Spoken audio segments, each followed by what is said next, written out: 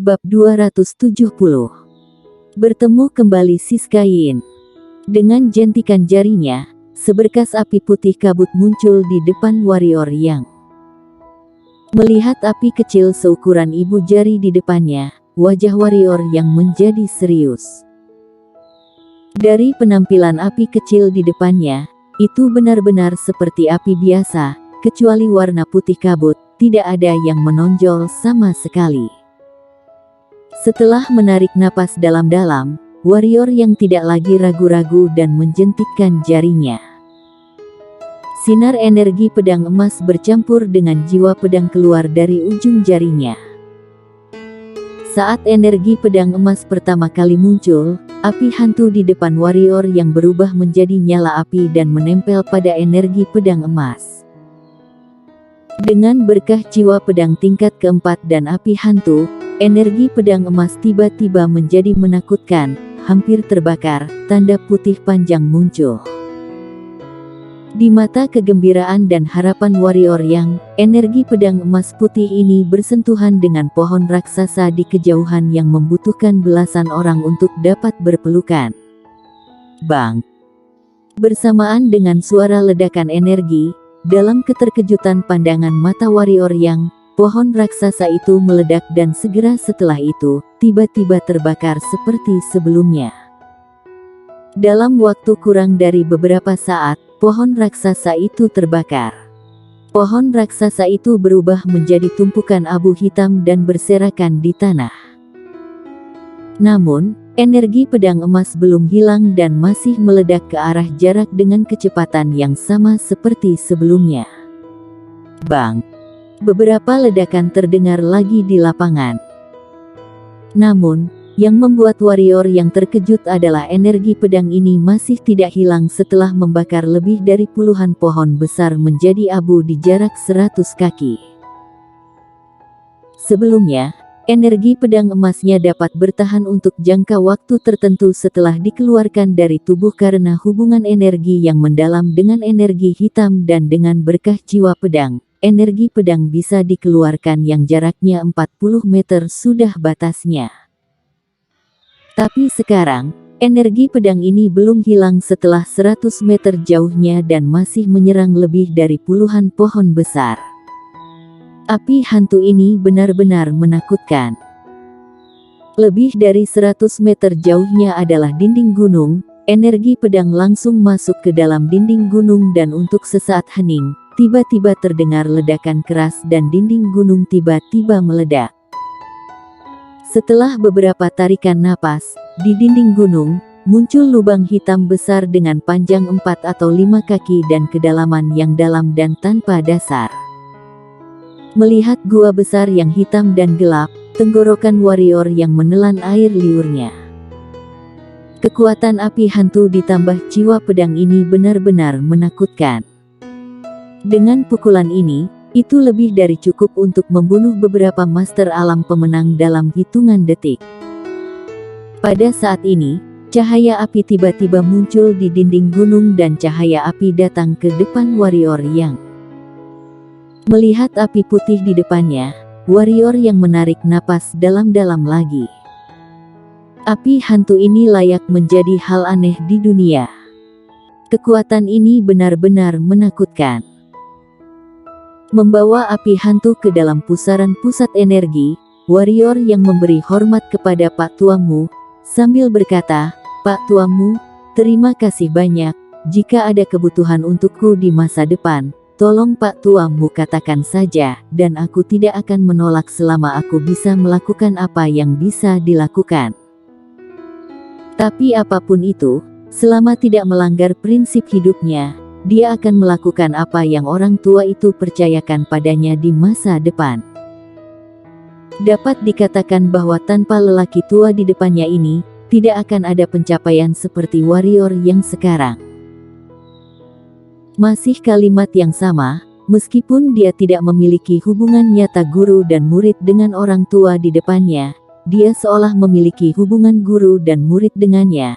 Atau dengan kata lain, dia sudah menganggap orang tua di depannya sebagai gurunya. Pak Tuamu tertawa kecil dan berkata, Aku akan mengingat apa yang dirimu katakan dan aku harap kamu masih bisa berpikir seperti sekarang nantinya. Oke, jangan bicarakan ini lagi sekarang. Tubuh fisikmu sudah sampai batasan tertentu. Jika kamu ingin memiliki peningkatan kualitatif, kamu harus mencari hal-hal spiritual di dunia ini. Di medan perang kuno, ada tempat yang disebut Goa Angin Dingin. Dalamnya, ada roh bernama Angin Dingin Jiwyu. Tentu saja, premisnya adalah bahwa angin dingin Jiwyu belum ditemukan oleh beberapa orang kuat. Angin dingin Jiwyu. Warrior yang bertanya dengan bingung, "Pak tuamu, apa itu?" Angin dingin Jiwyu, tanpa jejak, lahir di wilayah Jiwyu. Butuh ribuan tahun untuk menjadi roh. Ketika aku berada di goa angin dingin itu, roh itu masih belum terbentuk. Dan masih dalam keadaan kacau, jadi aku tidak mengambilnya. Sekarang ribuan tahun telah berlalu, aku pikir itu seharusnya telah membentuk roh kecerdasan. Kamu bisa pergi ke sana untuk mencoba peruntunganmu, kata Pak tuamu. Warrior yang mengangguk. Setelah melihat kekuatan api hantu, dia sangat tertarik dengan apa yang dikatakan Pak tuamu tentang angin dingin Jiwyu. Angin dingin Jiwyu dan api hantu ini adalah makhluk roh langit dan bumi.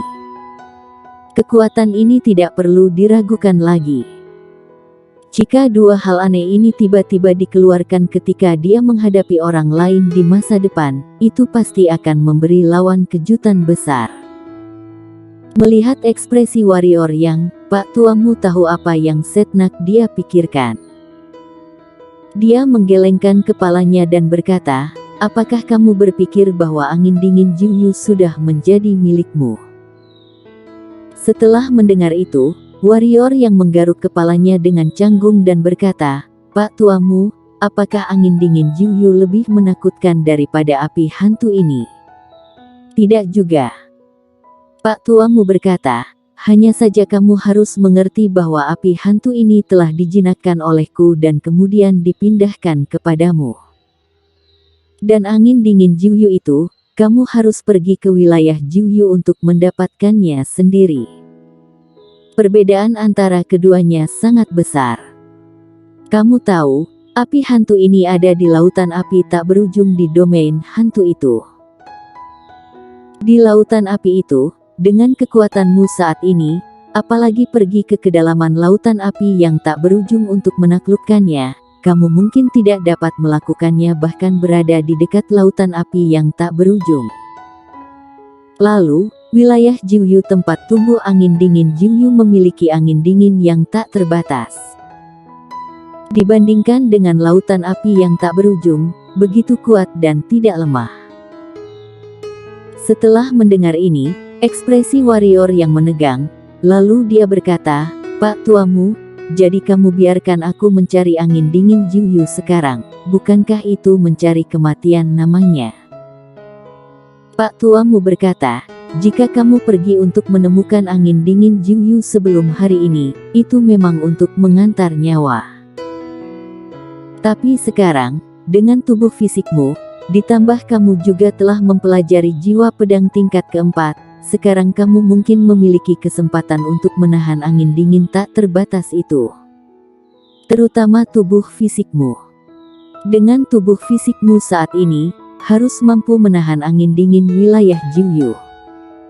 Hanya takutnya, kamu harus sedikit menderita." Warrior yang menghela napas lega, "Selama ada kesempatan, itu bagus. Yang dia takutkan adalah tidak ada kesempatan sama sekali. Adapun penderitaan sedikit, apakah dia sekarang sudah tidak cukup menderita? Dan juga, setelah pergi ke medan perang kuno, jangan pernah meremehkan musuh. Kamu memang pada dasarnya tak terkalahkan di antara generasi muda wilayah selatan, tetapi di medan perang kuno, orang-orang di sana semuanya jenius di antara para jenius dan lebih baik dibandingkan dengan wilayah selatan, baik itu warisan keterampilan hitam atau teknik," kata Pak tuamu. Warrior yang mengangguk dan berkata, Pak Tuamu jangan khawatir, aku tidak pernah meremehkan lawanku. Tetapi setelah mendengarkan Pak Tuamu berkata begitu, jujur, aku jadi ingin melihat siluman di domain lain. Pak Tuamu tertawa kecil, kamu mungkin tidak tahu bahwa di antara semua domain, kekuatan keseluruhan domain selatan dapat dikatakan yang paling lemah. Kecuali untuk leluhur Sekte Pedang puluhan ribuan tahun yang lalu di medan perang kuno itu seorang diri menyerang semua orang jenius di semua domain. Selama puluhan ribuan tahun, tidak ada seorang pun di wilayah selatan yang bisa melakukan apa yang dia lakukan. Asal tahu saja, dia bertarung di domain lain dan membuat siluman remaja menundukkan kepalanya. Pak Tuamu, siapa yang lebih kuat antara dirimu dan leluhur Sekte Pedang? Kata warrior yang tiba-tiba. Mendengar itu, senyum di wajah Pak Tuamu perlahan surut. Setelah beberapa saat, dia menggelengkan kepalanya dan kemudian tersenyum, bocah ini, kamu malah membandingkanku dengan dia. Berbicara tentang ini, Pak Tuamu tiba-tiba menghela napas dan kemudian berkata, wilayah selatan ini, aku takut tidak ada yang bisa menandinginya. Asal tahu saja, dengan puncak hijau setinggi 3 kaki di tangannya, dia dapat memaksa para master yang tak terhitung jumlahnya dan berjuang di jalan menuju langit. Jalan menuju langit. Warrior yang mengerutkan kening dan berkata, Pak Tuamu, apa itu? Pak Tuamu menggelengkan kepalanya dan berkata, jika kamu tidak mati, kamu mungkin memiliki kesempatan untuk melihat jalan ini di masa depan. Nah, ketika kamu menuju ke medan perang kuno, dalam beberapa hari, kamu akan pergi ayo. Jangan sampai mati. Ketika kata-kata itu berakhir, Pak Tuamu tidak berbicara dan dengan lambaian tangan kanannya, lubang teleportasi biru muncul di depan warrior yang lalu berbalik dan berjalan perlahan ke dalam gubuk. Melihat rumah jerami dengan pintu tertutup, warrior yang tersenyum masam. Kelakuan Pak Tuamu ini benar-benar misterius, seperti pusaran pusat energi di tubuhnya. Dengan kekuatan Pak Tuamu, seharusnya sudah terkenal di seluruh wilayah selatan, tapi entah kenapa, tidak pernah ada nama Pak Tuamu di wilayah selatan ini. Dan mengapa Pak Tuamu hidup menyendiri di dasar lembah penghancur jiwa? Sambil menggelengkan kepalanya, warrior yang tidak lagi memikirkan hal ini. Sekarang, hal terpenting baginya adalah meningkatkan kekuatannya sesegera mungkin dan kemudian menemukan cara untuk menyelamatkan ibunya. Adapun hal-hal lain, dia benar-benar tidak boleh membuang waktu dan energi untuk mengkhawatirkannya. Bagaimanapun, perahu akan langsung menuju ke jembatan dan segalanya sudah akan dimulai. Membungkuk hormat ke gubuk, warrior yang tidak lagi tinggal dan melangkah ke dalam lingkaran cahaya.